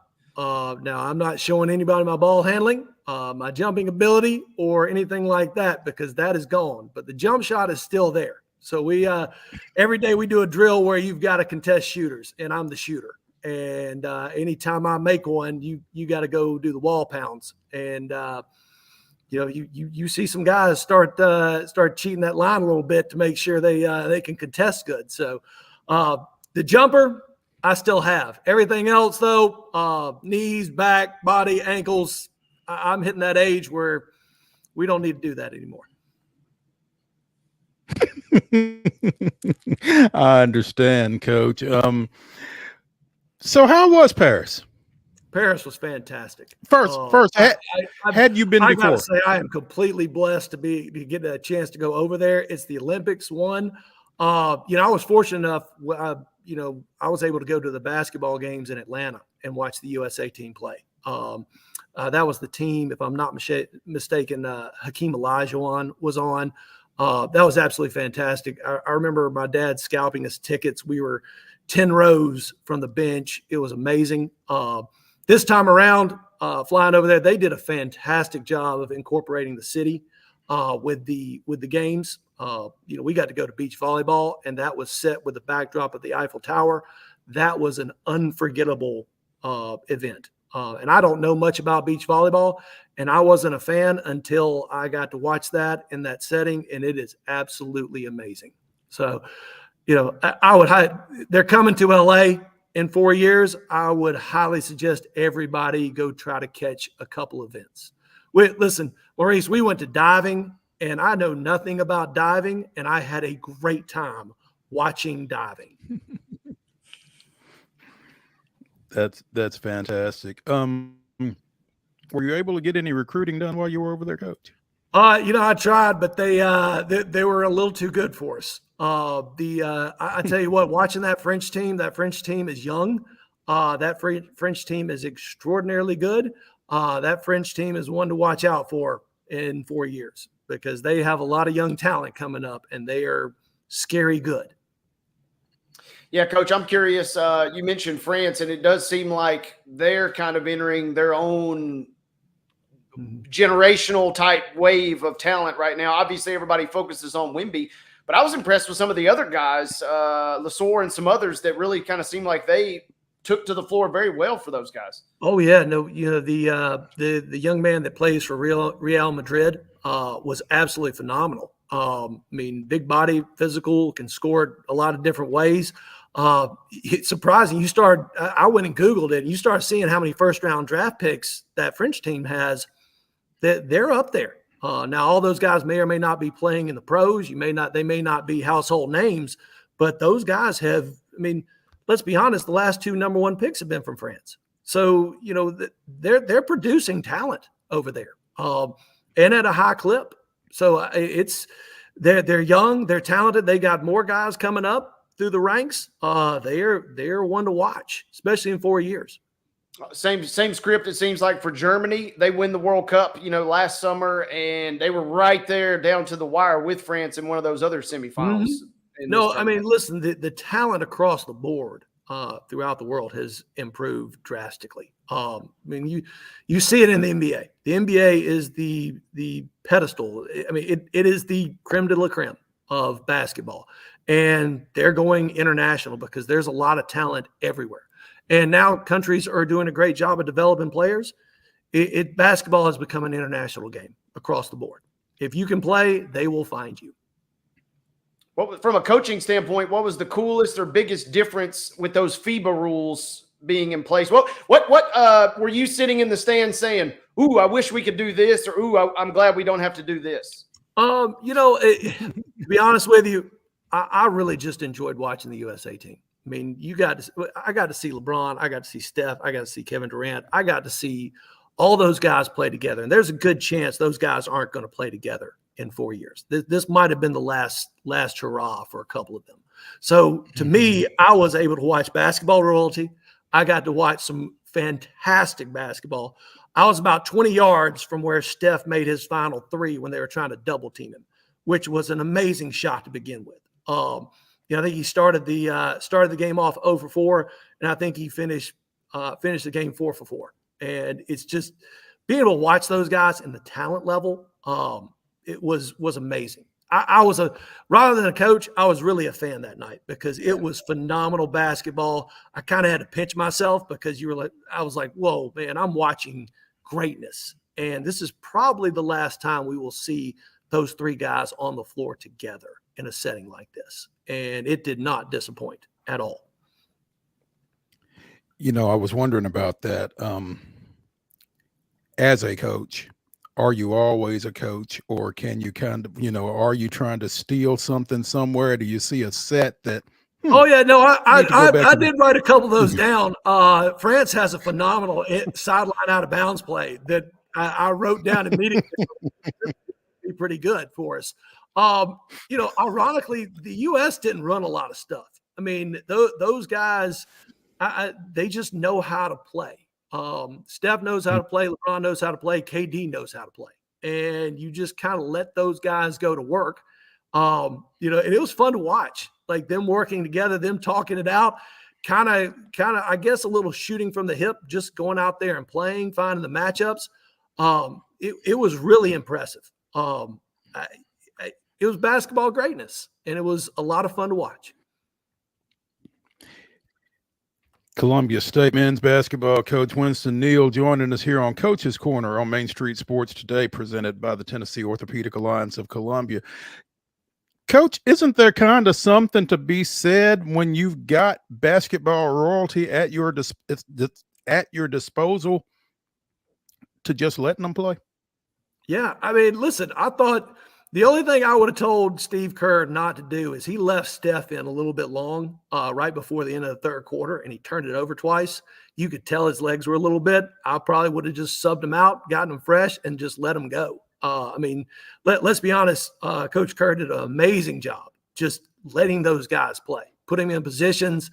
I thought it was, if you watch the games on TV, and I watched a couple of them, the announcer kept saying, hey, they're just going with the same 5 for, to finish out games. And why wouldn't you? Really, I mean, listen, put LeBron, Kevin, and Steph on the court, put Booker over in the corner. It doesn't really matter who your big man is. Just let them play. Just they're going to figure it out. I mean, it was fun watching, especially LeBron and just those big 3. Just you could see them talking it out on the court, like, hey, who's got who? All right, they're switching this ball screen. All right, we're going to run this. It was, watching them slip screens, watching them just play basketball with a high basketball IQ was a lot of fun to watch. And as a coach, you don't have to really do a lot. They're going to take care of it. Can you repeat anything that Carmelo Anthony was saying? Not at all. No, okay. not at all. I didn't know if that was the case. It was a lot of fun to watch him get into it. Draymond was there. I was interested to listen to. I wanted to hear D Wade kind of, go off the mic a little bit and get out there. It was really you kind of star-studded. The French president was across the way from us. I think he kind of slipped in there. Jimmy Kimmel was down with Carmelo. You had Dirk, you had Paul Gasol down there. Draymond was up in the stands. And they were on one end. They were across from the United States bench. We were kind of sitting right in front of the French bench, and right in front of them was Tony Parker was there, and I don't know who they are, but there were a bunch of the French soccer players were there. It was kind of cool watching the interactions after the game because if I'm not mistaken, Tony and Steve both played together, and I think Steve coached Tony with the Spurs, and they had a moment after the game where they were talking for a good 5 minutes. And it's just cool to see, how basketball crosses the international lines. I mean, guys know guys, and it was fun just the whole moment, the whole, the French fans definitely had a home court advantage with their chants, with their singing, dancing. I mean, it was a great environment. That's one thing about international basketball, not the countries, but the leagues overseas. The atmospheres just seem like they're at a crazy level compared to even, Cameron Indoor Stadium. It feels like can you put that into words? Because we did hear a lot about the French fans. So it is different. We noticed that across the board with we watched the Brazilian sand volleyball team, right? And the Brazilians all have certain songs, certain cheers that they go into, and it's multiple. It's not the same one over and over again. It's kind of a cross between Cameron Indoor Stadium and an SEC football stadium, and it was a lot of fun. It was a lot of fun. That's an interesting mix right there. Cameron Indoor in an SEC football game. Winston Neal, the Columbia State men's basketball coach, joining us here on Coach's Corner. Coach, you saw diving, you saw beach volleyball, you saw basketball. Anything else that track and field? Track and field was awesome. We watched. We got to see the 200 men's final. And you could definitely see there was something wrong. You could definitely tell he had COVID because that last 50 yards where he normally kicked, he didn't kick, which was, I wish he'd been healthy because I think it would have been a different outcome. We saw the Pakistan javelin thrower set the Olympic record. That was awesome. Saw two young ladies from the United States take home gold and bronze for the long jump. We saw the young lady win the 400 hurdles and break her record for, I think, the world record for the 6th time. So there were a lot of Americans winning a lot of gold medals the night we were there, and it was absolutely awesome. So we had a lot of fun with track and field. And then obviously the closing ceremonies. We did see Tom jump off the roof. However, we were really disappointed because we thought Snoop Dogg was actually going to be in Paris to perform. We were really disappointed that he was in LA on the beach performing. We thought we were going to get to see him live. Yeah, I can see where that would be disappointing. Had you been to Paris before, Coach? I have. I went on my honeymoon there, and I had been on multiple school trips for that. So I think it was my 6th time to Paris, and it is just an amazing city. I highly recommend if you get to go, the history there. It's absolutely phenomenal. It seems like a great trip to make, and particularly when there's an Olympics going on. So now that you're back in town, back to the grind, what's going on out Hampshire Pike? Oh, well, we've got a gym renovation going on right now. So that's it's a construction zone in our gym. We're looking really forward to it. Though, because they're going to do a phenomenal job, redo the offices, redo the whole gym. We're really excited about that. Air conditioning in, it's going to look really nice after this. Guys report on Saturday, getting everybody ready, getting paperwork done. We'll start, our freshmen will start their college success class on Monday, and then the rest of the school starts the following Monday. So we're fired up for it. We're hoping for a great year. We've got a good mix of returners. We've got a bunch of really good young guys. Got a couple transfers. Thaddeus Johnson from Hillsboro is transferring in this year, bringing a local guy back. A couple really good freshmen from around the area. Dante White from Laverne, Kenny Ellis from Green Hills. So we're really excited for the group we have. I think we have a good mix of youth and a good mix of experience, and I think we got a bunch of good kids. So we did graduate, if I'm not mistaken, we graduated 12. We had 14 guys sign 4-year scholarships and move on from last year. So we're trying to keep that up. Awesome. When is the gym supposed to be done, and how long We're are y'all going to be out? Back in there the first week of September. Now the offices, that's to be determined. But for me, I don't really spend a lot of time in my office. I spend it in the gym and the weight room with the guys, trying to make them better. And this is the time. This is that preseason.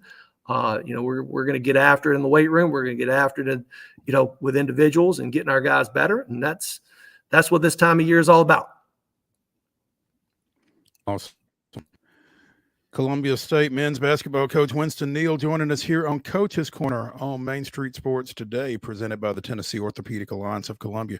Coach, we appreciate your time. Are you reacclimated from No, Paris not at all. yet, I'm still or are you jet still lagged, kind Maurice. of- I listen. It's. I was jet lagged over there, and once I've come back, I'm jet lagged still. I need to catch up on a little sleep. Get reacclimated to the time zone. We're slowly but surely getting there. It used to be a lot easier when I was younger. Not so much anymore. And you're right back in the thick of things, like you said, with the guys coming back so soon. Oh yeah, no rest for the weary, right? So I've got to figure this out quick because we're going to have guys and we got to get going with it. Hang in there. I feel like you will, and we will catch up with you. Appreciate it. Yes, sir. Thank y'all. Thank you, Coach. Thank you. Hey, when we continue on Main Street Sports today, presented by the Tennessee Orthopedic Alliance of Columbia, after this break, it's the grab bag as we close out Throwback Thursday. Stay tuned when we come back to the Lee Company Studios after this.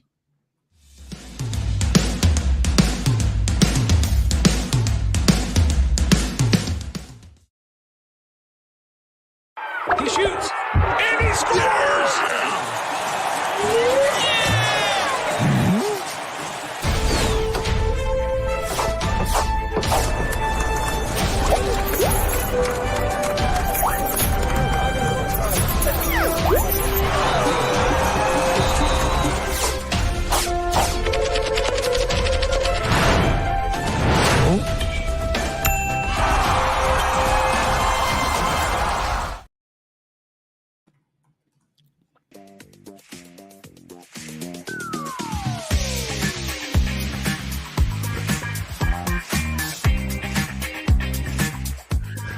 Throwback Thursday continues here on Main Street Sports today, presented by the Tennessee Orthopedic Alliance of Columbia. I'm Maurice Patton along with Wade Neely, and it is time for the grab bag as we get into the odds and ends on the sports landscape here on this Thursday. Let's start over in Memphis, where the opening round of the FedEx St. Jude tournament is taking place, and trying to pull up some updates here.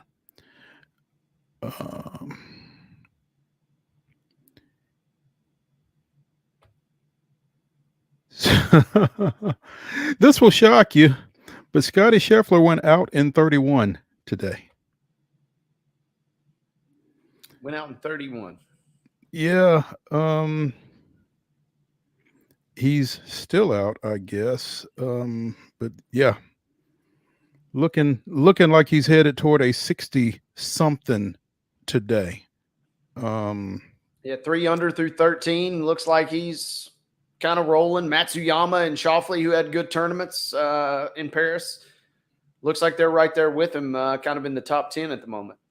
So, Trent, my computer is not cooperating with me at all this afternoon. Chris Kirk is in with a 64, a stroke ahead of Taylor Pendrith of Canada and Matthew Pavan. Justin Rose tied for fourth at 66, one of a bunch of guys at 66, all of whom are off. So, again, Scheffler is, I just lost him. Tied for Scheffler's, ninth, yeah. It's 3 under through 13. So, okay. All right. Yeah, some of these guys throwing up some decent numbers considering. That's the good part about the golf, the way it fell in the Olympic calendar.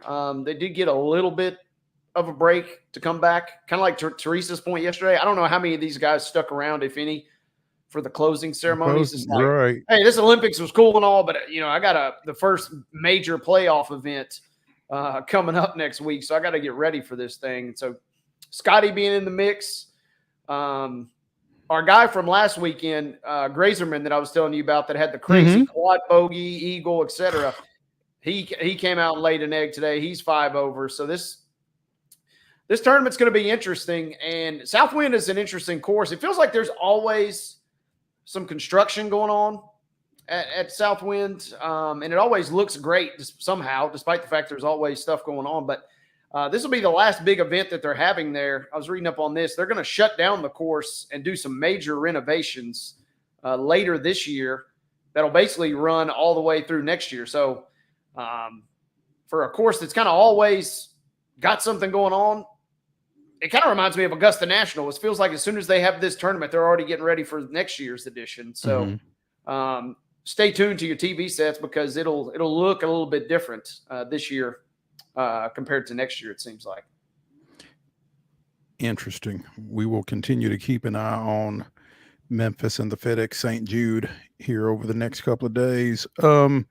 Seahawks and Titans continue their joint practices out at Ascension St. Thomas Sports Park. And apparently, we talked to David Beauclair of the Nashville Banner earlier this week, and one of the guys that he said kind of caught his eye coming out of that San Francisco preseason game on Saturday was the cornerback from Louisville, Jarvis Brownlee. Well, apparently he is continuing to catch eyes. After today's practice, a lot of the Titans media corps spoke with Quandre Diggs, who said that he had chatted with former Seahawks teammate DK Metcalf, and Metcalf was impressed with that young cornerback. And so for Brownlee to earn some kudos from a receiver of the caliber of DK Metcalf, that ain't bad. No, definitely not bad. I told you guys a couple weeks ago, when my man's out here with no gloves and no gear on, he's got some crazy about him. And so that's a guy that you don't want to mess with. And so good to see that he's continuing to have a good start to his camp because the secondary could always use some bolstering. And even after the moves of bringing in those two former Seahawks, it sounds like he's going to be right there in the mix. And, when you talk about when you describe a defensive back as a little bit crazy, when they are a little bit crazy by nature anyway, that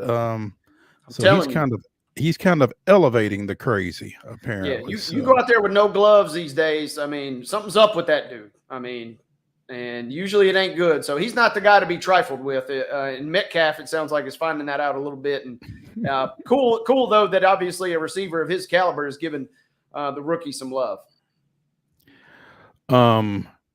Seattle defensive lineman Draymond Jones apparently felt a little tweak with his hamstring out at practice today. So that's never good. But from a Titan standpoint, if it's got to happen, at least it's a Seahawk.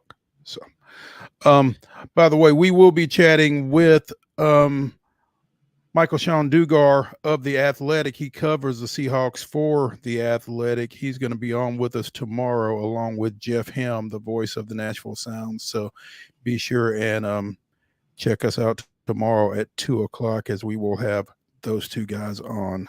Did hear it sounds like Callahan has named Malik Willis the starter for Saturday, and don't expect, it sounds like if you're into tea leaf reading, don't expect a lot of the starters to get much run. So if you were on the fence, about snagging a ticket to maybe see Levis and some of the guys, it doesn't sound like they're going to play a ton after getting after it pretty good this week. Friend of the show, Mike Patton, has dubbed Levis the Mayo Messiah, by the way. I mean, so best stocking stuffer for any Titans fan you could ever ask is coming your way, and at a reasonable price as well. Well, let's hope. Let's hope. I mean, I ain't dropping $150 on no perfume de mayonnaise. I'll tell you that much. Oh, de mayonnaise. I can come off $8.99, but I ain't coming off on $150. I'm told that it has a citrusy scent to it. You got a folks' word for it. I was gonna say, you got a clone source. I mean, is this breaking news here? You can't reveal us. I understand. No, I can't remember. I can't remember where it was that I heard it, but Yeah, that's it's supposedly got a now. I mean, I don't know where you get citrus in mayonnaise, but hey, whatever. Hey, The description enjoy is great. that. Yeah, you got tart lemon with a mayonnaise accord, a hint of parsley, coffee undertones, Stop. A hint musk. of parsley. I didn't even know parsley had a smell. I'm wondering. I'm not saying anything, but my taste and smell are a little dicey these days. But so I couldn't tell you about the parsley. But I'm also reading coffee undertones, creamy vanilla, and then of course a little musk. Straight out of practice, huh?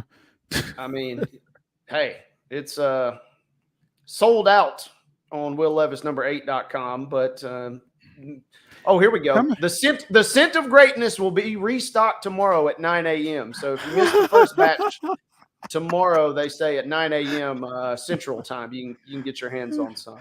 The scent of greatness. Okay. Like I said, for some Titans games will be interesting this year, if nothing else, because you get that scent going, plus the spirits flowing. I don't know where people are going to tailgate, but you get that mixture going. It's going to be an odd smell at Nissan Stadium this year, I feel like. We've talked about these joint practices and how they tend to lend themselves to a little skirmish from time to time. Looking through Jim Wyatt's wrap up from today's practice, thought for sure we were going to see a scrap on several occasions on both fields. Perhaps the closest we got came when Seahawks defensive lineman Leonard Williams and Titans rookie tackle J.C. Latham came face-to-face during and after a play. Latham had his helmet knocked off, and Williams looked like he was about to throw a punch during the fray. But several other players got between them and broke it all up. With a smile, Latham said coach has made it clear they'd better not fight. So, and you don't want to go at JC because he's already been through some scraps with his own team. I mean, he's already battle tested. So if he can withstand Big Jeff throwing a swing or if two, he don't mind, better bring his game up. If he don't mind going with Big Jeff, then I'm not sure Leonard Williams is necessarily ready for that smoke, to be honest. So, yeah. Meanwhile, apparently, speaking of, skirmishes at practice, Patriots coach and former Tennessee linebacker Gerard Mayo issued an edict for his guys. If you fight in practice, if you're a starter, you will play the whole game. If you're not a starter, you won't play at all. Love that rule.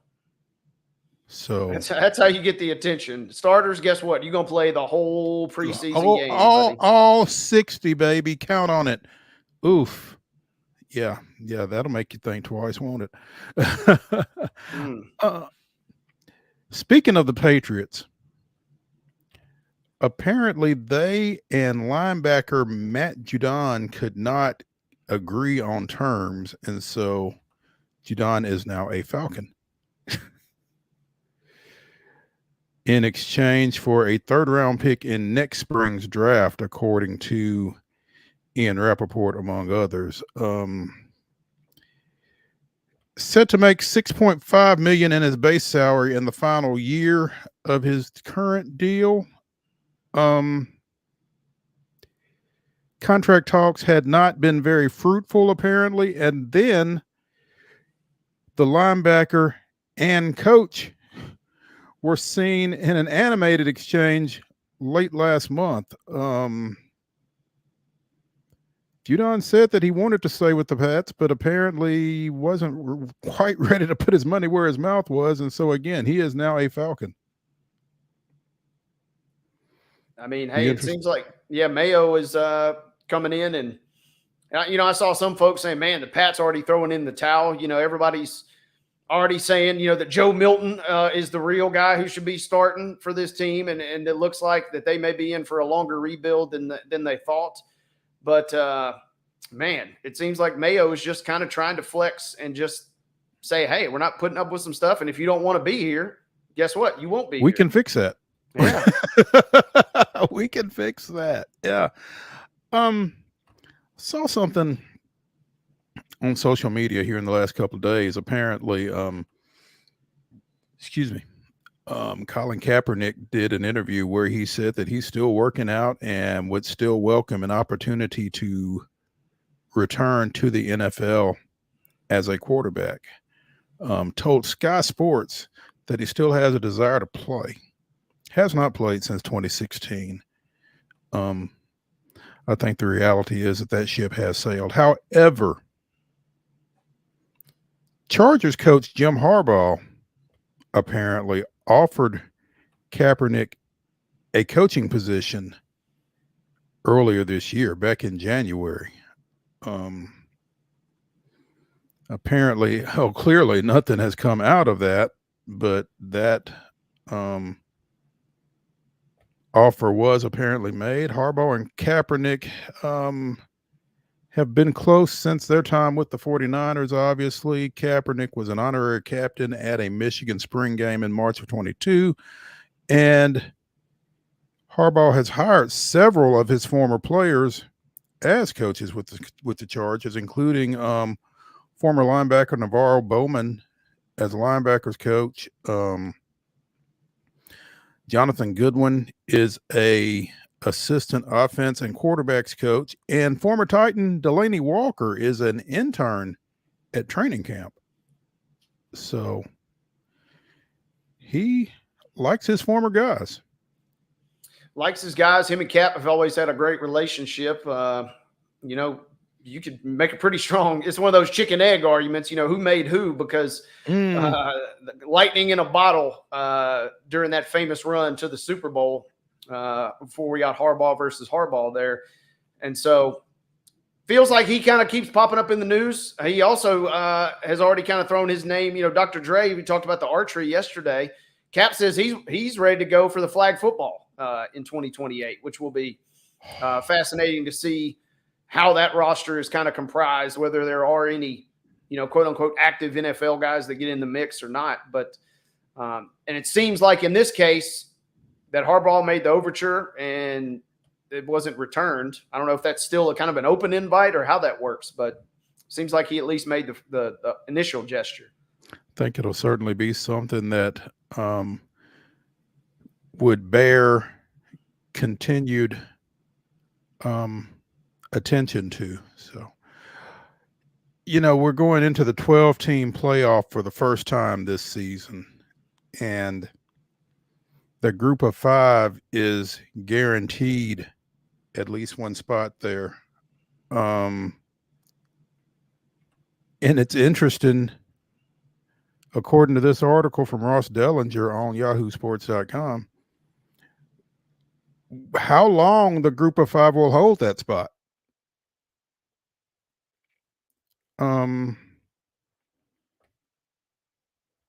Which is that's tough to even consider that, the playoff series hasn't even started yet, and already we are considering how to nudge out one of the have-nots necessarily for, the Big Ten / SEC and whoever's left. You can't do this, can you? I feel like you can for sure, and it feels definitely like that's the direction we are headed, as this kind of super league, like you kind of mentioned, is slowly kind of taking place, and it is unfortunate. And then all that these big dogs are kind of waiting on is they're just waiting for that right matchup where a really good team stubs its toe and ends up in the matchup versus that group of 5. And then we get a crazy lopsided score or something, and you can point. See, told you. Exactly. It feels like we're already setting the parameters up. And then when you get one of those random bludgeonings that you can kind of point to it, that's what it feels like to me, at least. Yeah. Apparently next week in Dallas, the commissioners from the Mountain West, American Athletic Conference, Conference USA, Sun Belt, and Mid-American will meet to discuss some of the most pressing issues among their membership, including NCAA governance, private equities, interests, and obviously the House settlement related revenue sharing model. but I'm sure CFP playoffs will be discussed as well, and what their place is in them.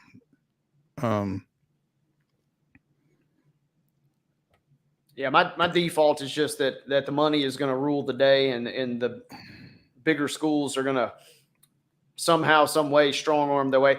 On the flip side, if App State goes out and beats Georgia or Texas or whoever randomly, unfortunately, I don't know that that's really. I feel like the competitive result is only going to get brought up when it goes against the G5s. I don't really feel like the real decision makers are going to give a lot of credence. Unless, obviously, they've been on some insane run and Liberty wins the national championship or something like that. But unless something like that were to happen, I feel like we're just slowly but surely kind of marching toward just the big teams being the ones that remain in this thing. You're right. As of right now, the SEC, Big Ten, ACC, and Big 12 champions get in, along with a 5th automatic bid for the highest ranked group of 5 champion, and then 7 at larges, basically. The next 7 highest ranked at large teams is the way it's supposed to set up for the upcoming postseason. So we'll see how long that lasts, obviously. Yeah. And in this same article, toward the end, it's kind of to your point. It says the G5 isn't the only one, that's kind of sitting on a ticking clock. You're looking at the ACC and Big 12 kind of slowly, the Dr. Pepper Big 12 or All-State Big 12. It feels like the clock is definitely ticking on those guys too, if they don't kind of somehow get something really rigid and really structured in place. Absolutely. Wade, if you are mentioned among the top 6 Heisman Trophy candidates, wouldn't it kind of stand to reason that you're going to start for your team? I would think so. Yeah, that seems like a good starting spot. You remember a couple of weeks ago, maybe, when we were discussing Heisman Trophy candidates and odds and that kind of thing, and Will Howard of Ohio State was mentioned as, I think he was tied for 4th with Nico and a couple other guys, maybe. Mm-hmm.